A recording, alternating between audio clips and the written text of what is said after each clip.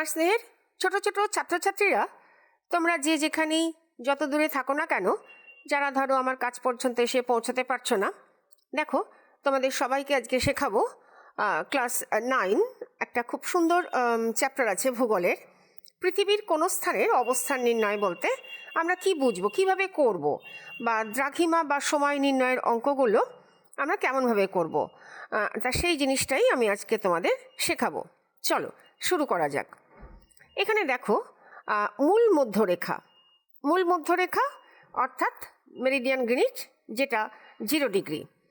তাহলে সেই মূল মধ্যরেখা আমরা দেখতে পাচ্ছি যে আমাদের পৃথিবীকে দুটো ভাগে ভাগ করে দিয়েছে মূল মধ্যরেখা। একটা ভাগ হচ্ছে কি, নাম হচ্ছে তার পূর্ব গোলার্ধ, আর একটা ভাগ হয়ে যাচ্ছে পশ্চিম গোলার্ধ। এটা একটুখানি ভালো করে দেখে নাও। তাহলে আমরা দেখছি এই যে 0 ডিগ্রি মূল মধ্যরেখা, আমরা পূর্ব দিকে যাব।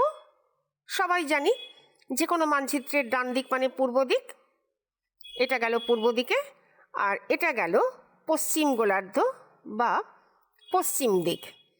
অর্থাৎ কি, পৃথিবীর এই যে দুটো অংশ, পূর্ব গোলার্ধ আর পশ্চিম গোলার্ধ, এখানে দেখো পৃথিবী কিন্তু সূর্যের চারিদিকে কি করছে, আবর্তন করছে। পশ্চিম দিক থেকে যাচ্ছে কোন দিকে, পূর্ব দিকে। তা এই যে পূর্ব দিকে রোটেশনের যে ব্যাপারটা, অর্থাৎ পূর্ব দিকের দেশগুলি, যত পূর্ব দিকের দেশ আছে আগে সূর্যোদয় এবং সূর্যাস্ত হয়, আর পশ্চিম দিকের দেশগুলোতে পরে সূর্যোদয় এবং সূর্যাস্ত হয়। মানে এখানকার স্থানটা আগে সরে যাবে সূর্যের সামনে থেকে, তবে পেছন দিক থেকে এই পশ্চিম দিকটা আসছে। তাহলে এখানে দেখো মূল মধ্যরেখা আমাদের পৃথিবীকে দুটি ভাগে, কটা ভাগে, দুটি ভাগে বিভক্ত করেছে, যেমন পূর্ব গোলার্ধ আর পশ্চিম গোলার্ধ।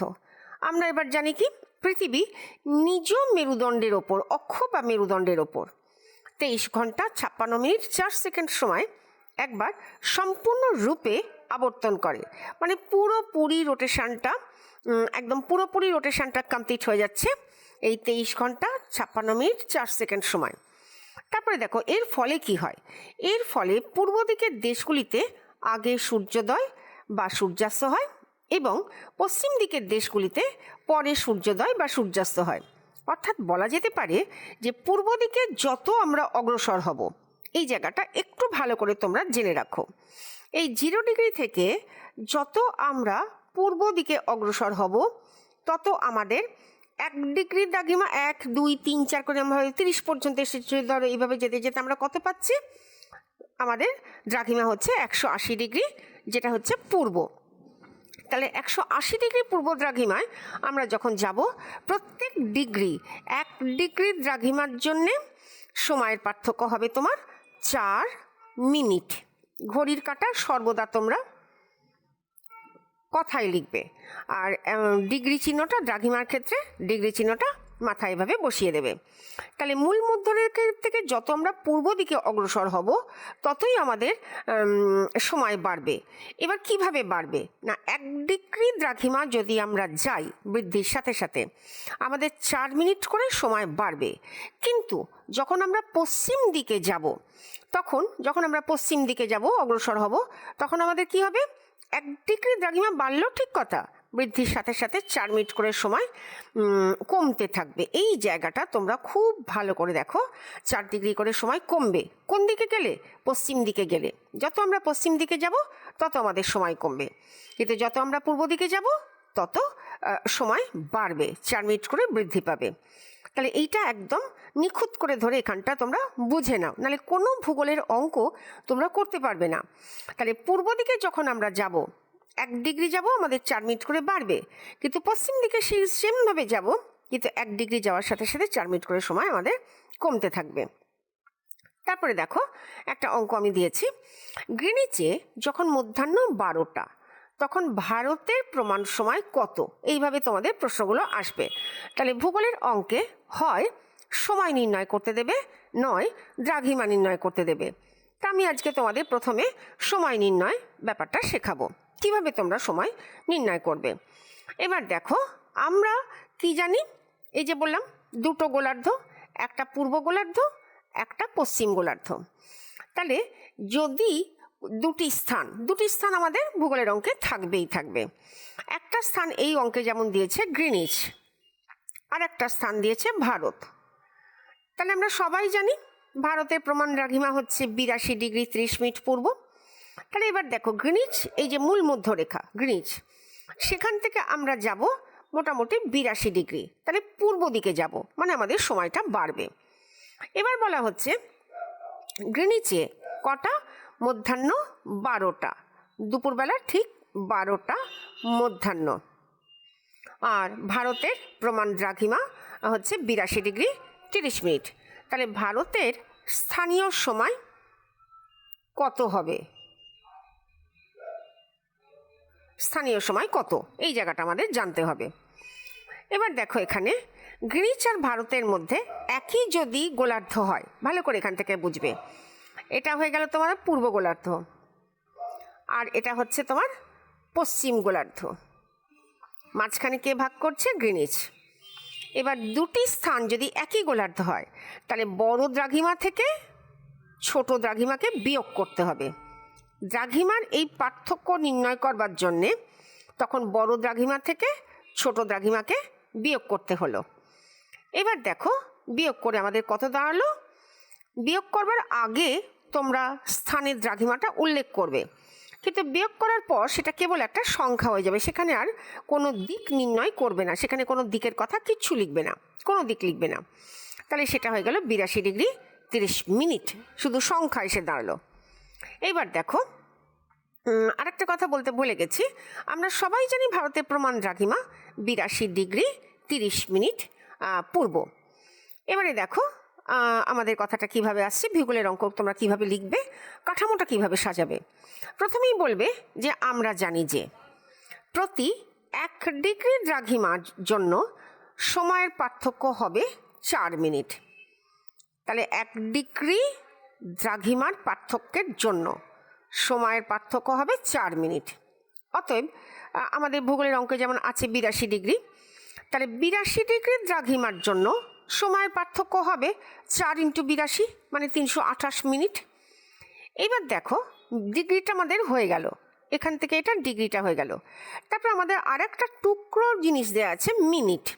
আমার আরেকটা ভিডিওতে দেওয়া আছে ডিগ্রি কাকে বলে, মিনিট কাকে বলে, কিভাবে ভাগ হচ্ছে। আর একটা ভিডিওতে ধরো সব কিছু বলতে গেলে অনেকটা বড় হয়ে যাবে, তা তোমরা সেটাকে একটু দেখে এসো। এবার দেখো দ্বিতীয় ধাপ, তাহলে এটা হয়ে গেল তোমার প্রথম স্টেপ, আর এটা হয়ে গেল সেকেন্ড স্টেপ।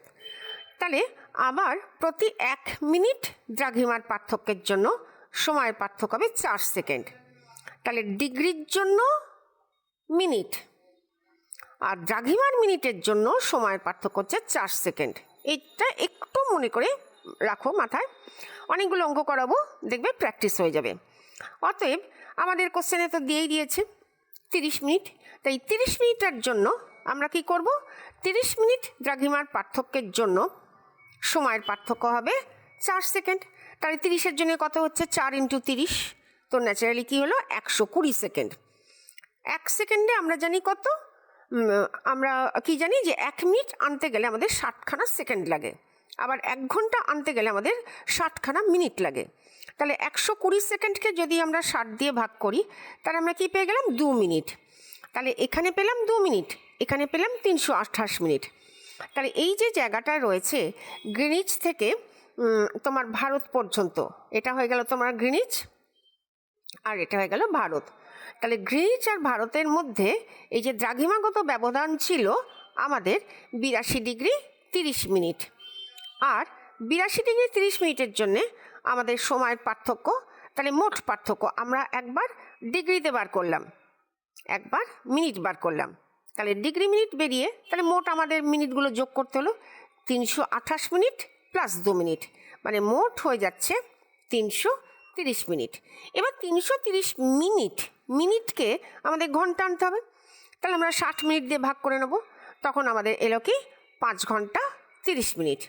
এবারে বিশেষভাবে যে জায়গাটা তোমাদের মনে রাখতে হবে প্রত্যেকটা অঙ্কের ক্ষেত্রে, প্রতিটা অঙ্ককে তোমাদের একটু এরকমভাবে একটু লিখে নিতে হবে একটা কাঠামো। মানে প্রথমে তোমরা লিখলে 100 পশ্চিম, 180 ডিগ্রি পশ্চিম, 180 ডিগ্রি পূর্ব, আর মাঝখানে রাখবে গ্রিনিচ। এবার যে স্থানটার কথা বলা হবে সেই স্থানটা তোমরা একটুখানি সেই দিকে আঁকবে, সেই গোলার্ধে। তাহলে আমরা এখানে দেখতেই পাচ্ছি আমাদের রাইট সাইড অর্থাৎ পূর্ব দিকে আসছে ভারত। তাহলে গ্রিনিচ থেকে যত আমরা এগোবো ভারতের দিকে তত আমাদের স্থানীয় সময় বেড়ে যাবে। 1 ডিগ্রিতে কত করে বাড়ছে? 4 মিনিট করে বেড়ে গেল। তোমরা তো শিখেই গেলে অঙ্কটা। তাহলে এই যে 4 মিনিট করে বাড়ছে, তখন আমাদের যুক্তি দেখাতে হবে। কি যুক্তি? না, যেহেতু ভারতবর্ষ গ্রিনিচের বেশি পূর্ব দিকে অবস্থিত, বেশি পূর্ব দিকে, তাই ভারতের স্থানীয় সময় গ্রিনিচের স্থানীয় সময় অপেক্ষা এগিয়ে থাকবে। এই জায়গাটা খুব ভালো করে তোমাদের একটু মনে রাখতে হবে। এই জায়গাটা প্রতিটা অঙ্কে তোমাদের এভাবে একটা যুক্তি দেখাতে হবে। প্রতিটা অঙ্কে যুক্তি দেখাতে হবে। কিভাবে? না, যেহেতু ভারতবর্ষ যে স্থানটা দেবে কোশ্চেন পেপারে সেটা গ্রিনিচের তুলনায় বেশি পূর্ব দিকে না বেশি পশ্চিম দিকে। পূর্ব দিকে থাকলে সময়টা কি হবে? এগিয়ে থাকবে। অতএব ভারতের স্থানীয় সময় হবে, গ্রিনিচের তো স্থানীয় সময় 12টা, কোশ্চেন পেপারে বলেই দিয়েছে। এবার ব্যবধান হচ্ছে কত? দেখো, 328 মিনিট সময় যে 330 মিনিট, তাকে 60 মিনিট দিয়ে ভাগ করে আমরা কত পেলাম? 5 ঘন্টা 30 মিনিট পেলাম। তাহলে সেই 5 ঘন্টা 30 মিনিট আমাকে যোগ দিয়ে দিতে হবে। তাহলে 12র পর আমরা কত পাবো? দুপুর 1টা, মানে 13, 14, 15 এইভাবে তোমাদের বিকেল 5টা। তাহলে 12র পর দেখো 13, 14, 15, 16, 17। তাহলে 17টা আসছে। 17টা মানে কত? বিকেল 5টা 30 মিনিট। তোমরা এইভাবে একটু সময় করবে, সময়টা ক্যালকুলেশন করে। 12র পর 1 থেকে গুনতে যাবে না, 12র পর 13 থেকে গুনবে। 13, 14, 15 করে এইভাবে যাবে 17টা। 17টা মানে বিকেল 5টা 30 মিনিট। তোমাদের যদি এ প্রসঙ্গে ধরো কিছু বুঝতে অসুবিধা হয় তাহলে পরে আমি একটুখানি আমাকে কমেন্ট করো, আমি তোমাদের সমস্ত প্রশ্নের উত্তরগুলো দিয়ে দেবো। এখানে দেখো আর একটা অঙ্ক দিয়েছি, সেখানে একবার দেখো। সেটা হচ্ছে ভারতের প্রমাণ দ্রাঘিমায় যদি মধ্যাহ্ন 12টা হয় তাহলে কলকাতার স্থানীয় সময় কত হবে? তো এখানটা একটু ভালো করে দেখো। আমি কি বললাম? ভূগোলের যে কোনো অঙ্ক তোমাদের আসুক না কেন, তোমরা প্রথম করবে 180 ডিগ্রি পশ্চিম, মাঝখানে লিখবে গ্রিনিচ, তারপরে করবে 180 ডিগ্রি পূর্ব। এই 3টে কথাকে তোমরা এরকম খুব সুন্দর করে একটু সাজিয়ে নেবে। তারপরে যা যা ভূগোলের অঙ্কতে বলা থাকবে প্রশ্নপত্রে, সেই অঙ্কটা সেইভাবে সাজাবে। যেমন এখানে 1 নম্বর স্থান পাচ্ছ ভারত, আর 2 নম্বর স্থান পাচ্ছ কলকাতা। তাহলে একবার তোমরা লিখলে ভারতের প্রমাণ দ্রাঘিমা, যেটা আমরা সবাই জানি 82 ডিগ্রি 30 মিনিট পূর্ব। আর একটা লিখলে কলকাতা। তাহলে এটা হয়ে গেল তোমার 1 নম্বর স্থান, এটা হয়ে গেল 2 নম্বর স্থান। প্রশ্নপত্রে যে যে স্থানগুলোর নাম উল্লেখ করা থাকবে তোমরা সেইভাবে দেবে। আর একটা জিনিস মাথায় রাখো, তোমাদের প্রশ্নপত্রেতে একটা স্থানের সময়কালটা বলে দেবে, আর একটা স্থানের সময়টা জানতে চাইবে। তাহলে যে স্থানের সময় বলে দেওয়া থাকবে সেই স্থানটারই নিচে তোমরা মধ্যাহ্নটা, মানে যে সময়কালটা উল্লেখ করা থাকবে সেটা লিখে নেবে। আর যে স্থানের সময় জানতে চাওয়া হবে সেখানে স্থানীয় সময় কত বলে একটা জিজ্ঞাসা চিহ্ন দিয়ে দিলে, তাহলে কি হচ্ছে, তোমাদের বুঝতে খুব সুবিধা হবে। এবার দেখো তোমরা কিভাবে করবে।